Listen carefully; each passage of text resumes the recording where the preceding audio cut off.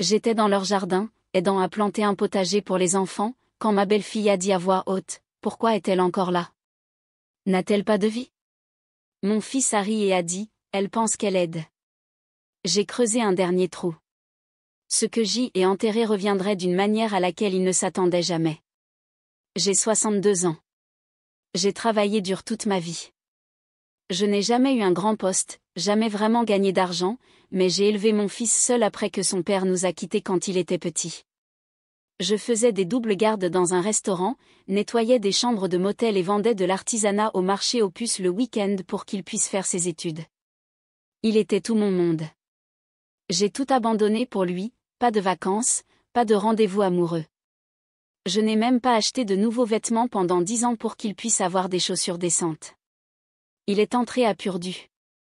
J'ai pleuré quand il a eu son diplôme.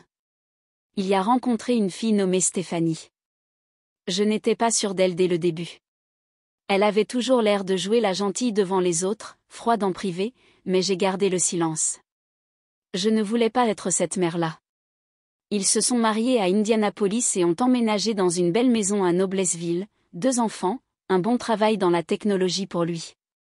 Elle a lancé sa propre entreprise d'organisation d'événements. De l'extérieur, tout semblait parfait. Je leur rendais visite quand je pouvais, j'aidais avec les enfants, je restais parfois dans la chambre d'amis quand Stéphanie était absente. Elle ne disait jamais rien directement, c'était toujours de petites choses, un soupir quand je proposais de cuisiner, des commentaires sarcastiques sur le fait que certaines personnes ne savent pas quand partir. J'ai ignoré cela, mais ce samedi après-midi, elle n'a pas pris la peine de le cacher. J'étais accroupie, plantant la dernière rangée de laitue dans le jardin. J'étais en sueur, j'avais mal au dos, mais j'étais heureuse. Les filles jouaient dans l'herbe en riant. Je pensais que peut-être cette fois, peut-être que j'avais enfin fait quelque chose de bien. Puis je l'ai entendue. « Pourquoi est-elle encore là ?» a-t-elle dit, fort et clair. J'ai fait une pause. Je n'ai pas levé les yeux.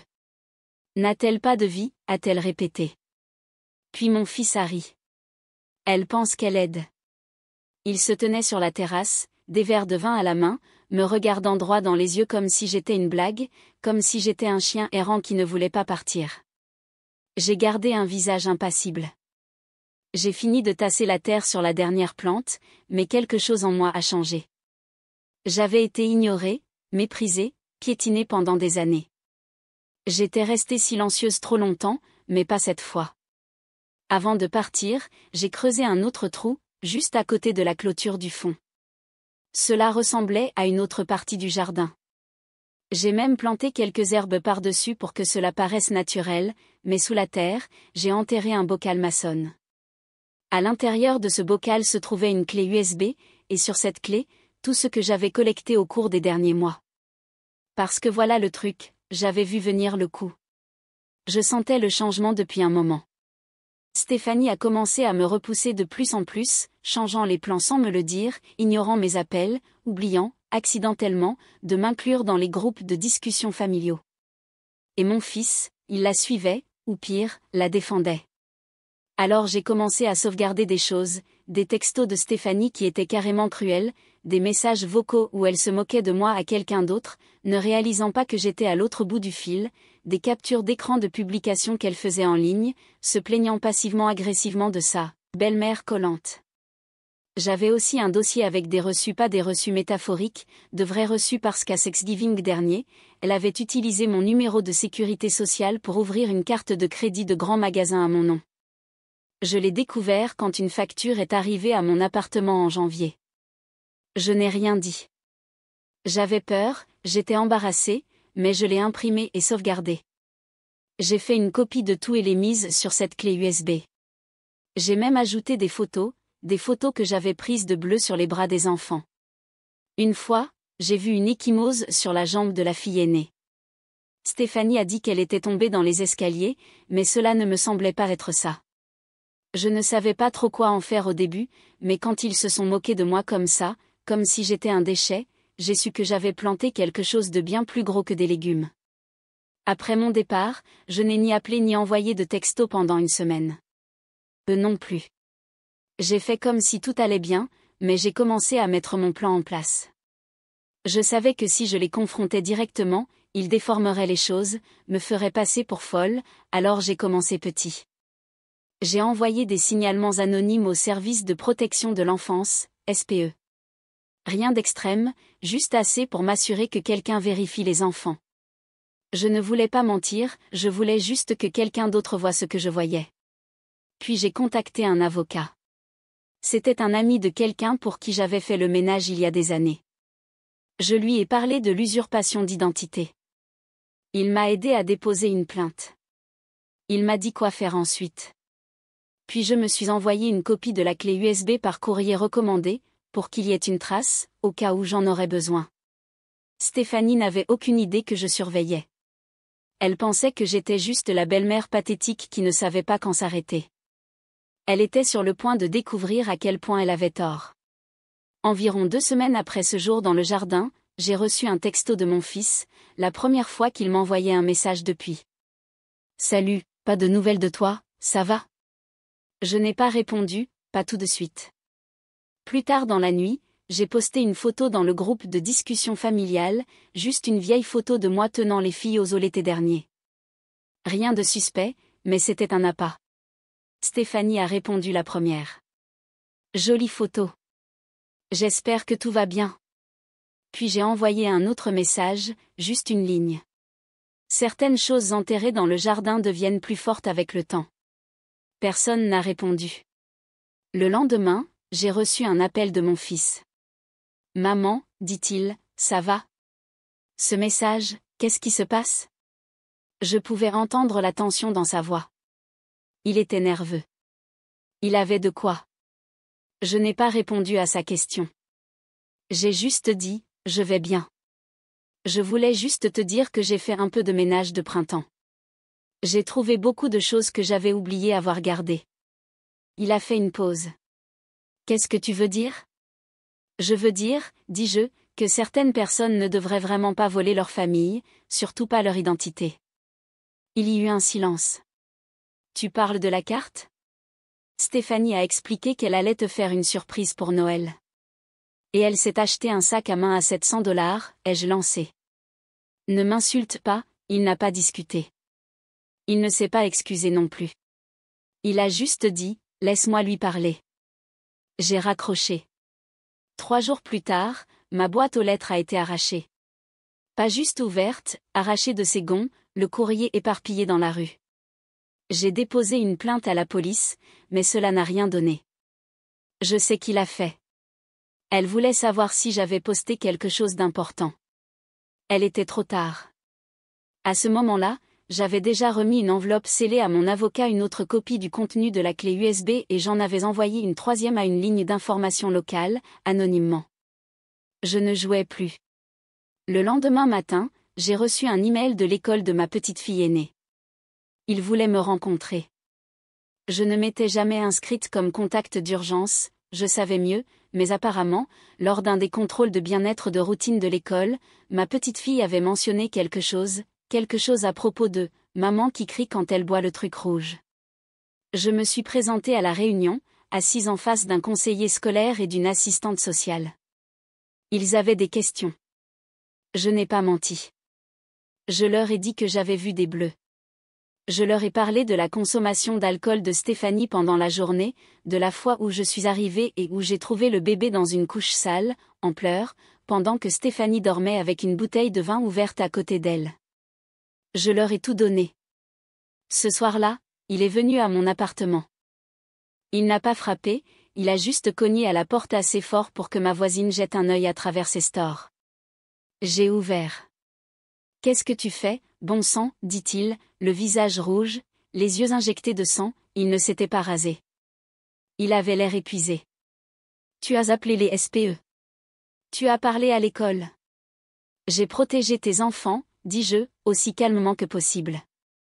Stéphanie perd des clients à cause de ce tuyau que tu as envoyé à la chaîne, grogna-t-il. Elle fait l'objet d'une enquête pour fraude. Tu te rends compte de ce que tu as fait à notre famille?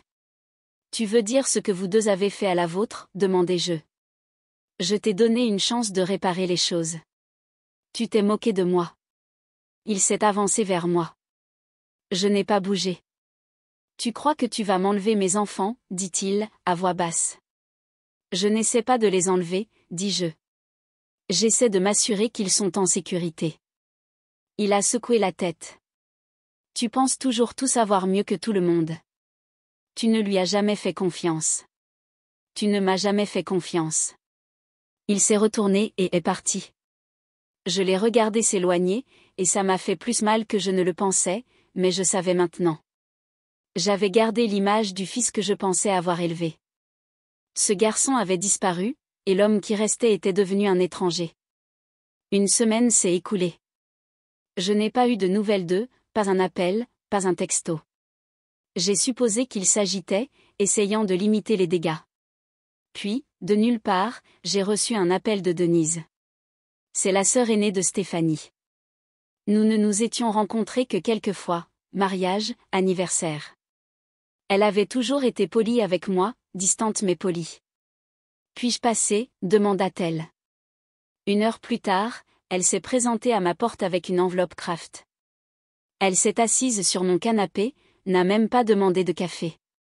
Elle m'a juste tendu cette enveloppe. Je ne sais pas qui l'a envoyée, dit-elle. Elle est arrivée à son bureau. À l'intérieur se trouvaient des captures d'écran imprimées, beaucoup, plus que je ne me souvenais en avoir sauvegardé, des fils de discussion, des photos, ce reçu pour la carte volée, même un vieil extrait vidéo de Stéphanie criant sur une des filles pour avoir fait tomber une tasse, puis claquant la porte du cellier si fort que la caméra a tremblé. Ma main tremblait. Je pensais que tu devais savoir, dit Denise. Ça va empirer. Elle n'a pas défendu sa sœur. Elle n'a rien expliqué. Elle s'est juste levée et a dit, si tu as besoin de moi au tribunal, je témoignerai. J'en ai assez vu. Puis elle est partie. Je suis restée assise là avec l'enveloppe sur mes genoux pendant longtemps. Qui que ce soit qui l'ait envoyé à Denise, peut-être mon avocat, peut-être l'école, peut-être même un enseignant inquiet, peu importait. La vérité était révélée maintenant. 3 jours plus tard, les SPE se sont de nouveau présentés chez eux. Je n'étais pas là, mais j'en ai entendu parler par une voisine pour qui j'avais fait du babysitting il y a des années. Les petites villes ne gardent pas longtemps les secrets. Noblessville n'est pas si petite. Ils sont arrivés le matin. Stéphanie était à la maison avec les filles, mon fils était au travail. Cette fois, ils avaient une ordonnance du tribunal. Les enfants ont été retirés ce jour-là, placés en foyer temporaire. Le même après-midi, mon téléphone a sonné. C'était encore mon fils. Sa voix était tremblante. Ils les ont emmenés, dit-il. Ils viennent de les emmener. Je pouvais entendre Stéphanie sangloter en arrière-plan. Pourquoi n'as-tu rien dit, demanda-t-il. Pourquoi ne nous as-tu pas parlé avant d'aller aussi loin? Je t'ai parlé, dis-je. Tu as ri. Silence. Je ne voulais pas que ça en arrive là, dit-il finalement. Si, tu le voulais, dis-je. Tu ne pensais juste pas que je ferais quoi que ce soit. Quelques nuits plus tard, je dormais quand le téléphone a sonné. Une voix de femme, calme, trop calme. Madame Lannes, dit-elle, je m'appelle Sandra. Je suis parajuriste et je travaille pour le département des services à l'enfance. Je me suis redressée. Nous avons examiné les documents que vous avez soumis, dit-elle. Il y a beaucoup de choses ici, plus qu'assez pour une enquête approfondie. D'accord, dis-je. Il y a autre chose, ajouta-t-elle. Nous ouvrons une enquête secondaire sur les finances de votre fils. Il y a des irrégularités, des paiements liés à des comptes professionnels qui ne correspondent pas. Nous pensons que Stéphanie a pu utiliser vos informations volées pour couvrir d'autres dettes, voire accéder à vos fonds de pension. Je suis restée immobile. Mais quoi? Nous vous tiendrons informés, dit-elle, mais je vous suggère de vérifier vos relevés. L'appel s'est terminé. Je n'ai pas dormi le reste de la nuit. Le lendemain matin, j'ai sorti ma vieille boîte de sûreté. À l'intérieur se trouvaient des années de relevés de retraite, d'informations de compte, d'imprimés de la Caisse populaire. J'ai commencé à croiser chaque retrait. Elle avait pris plus que je ne le réalisais, des milliers. Plus tard cette semaine-là, je suis allée au palais de justice pour assister à l'audience de garde. Je n'étais pas encore autorisée à parler, mais je me suis assise derrière la vitre, les mains jointes sur mes genoux. Mon fils avait l'air fatigué.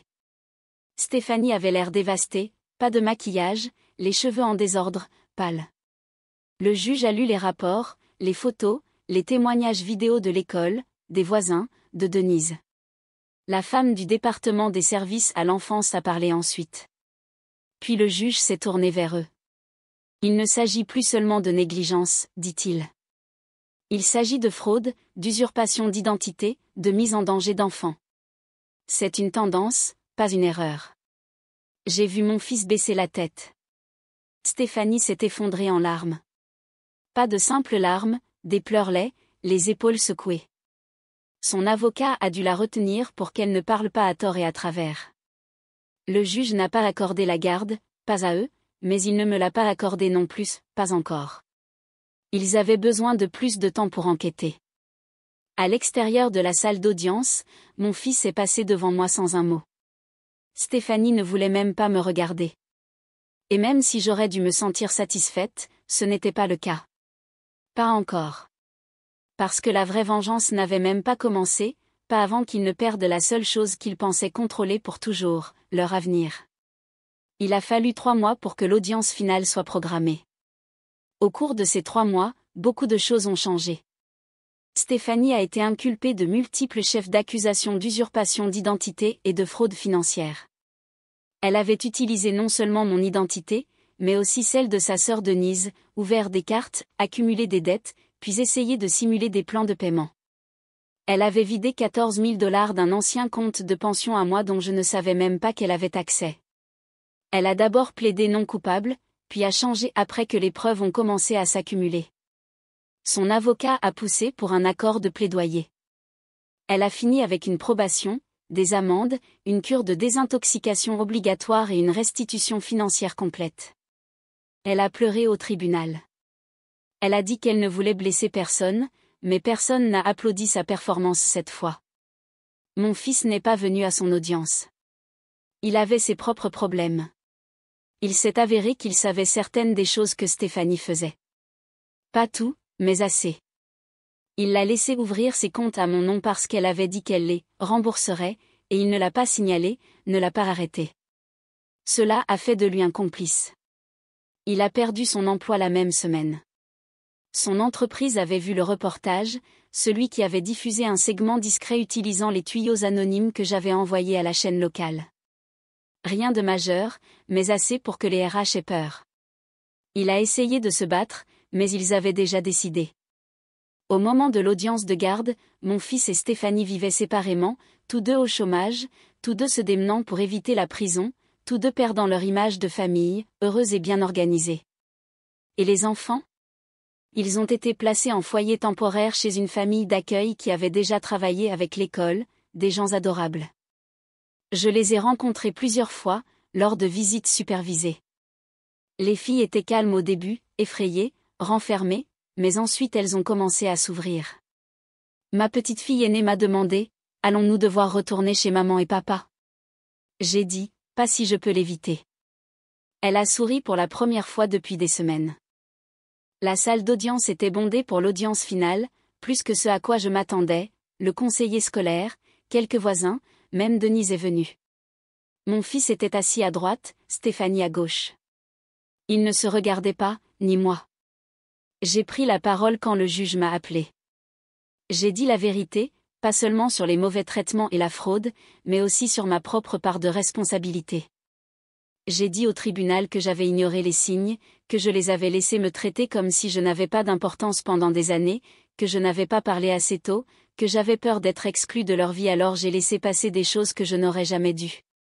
J'ai raconté au juge le jour dans le jardin, mot pour mot, comment ils avaient ri pendant que j'étais dans la terre, les genoux endoloris, essayant juste d'aider, et comment c'était le moment où j'ai réalisé qu'ils ne me voyaient plus comme une famille, juste un outil, une blague. La salle d'audience était silencieuse. Puis le juge a posé une question. Pourquoi maintenant ? J'ai fait une pause. Parce qu'ils ne m'ont pas seulement fait du mal à moi, dis-je. Ils ont fait du mal aux seules personnes qui n'avaient pas voix au chapitre dans tout cela, ces petites filles. Et quelqu'un devait enfin parler. Le juge n'a accordé la garde à aucun des parents. Au lieu de cela, il m'a donné la tutelle complète. À moi. À condition que je déménage dans une maison plus grande et stable, et que je suive une certification parentale, ce que j'ai fait, avec plaisir, avec l'aide d'une assistante sociale et de mon avocat. J'ai utilisé une partie de la restitution pour déménager dans une location tranquille juste à l'extérieur de Fisher, en Indiana, assez proche de l'école des filles, assez proche de Denise et du soutien dont j'aurais besoin. Stéphanie a tenté de s'y opposer, disant que j'étais trop vieille pour élever des enfants. Le juge n'a pas scié. Vous étiez trop négligente pour les élever, dit-il.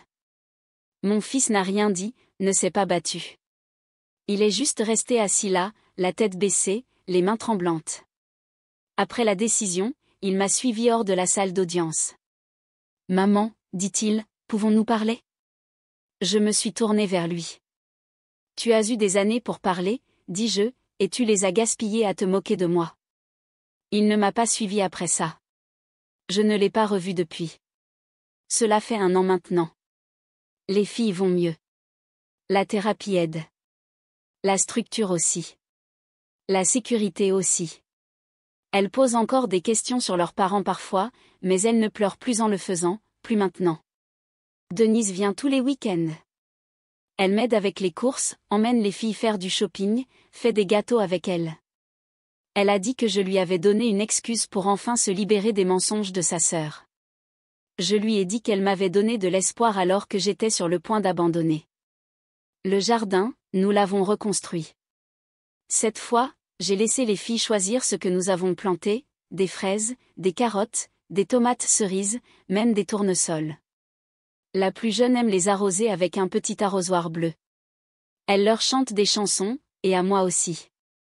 Je suis fatiguée, mais je ne suis plus brisée. Parfois, quand je suis assise sur le porche arrière, je regarde vers cet endroit près de la clôture, celui où j'ai enterré le bocal. Il est toujours là, la terre s'est tassée depuis longtemps. Je n'ai pas besoin de le déterrer.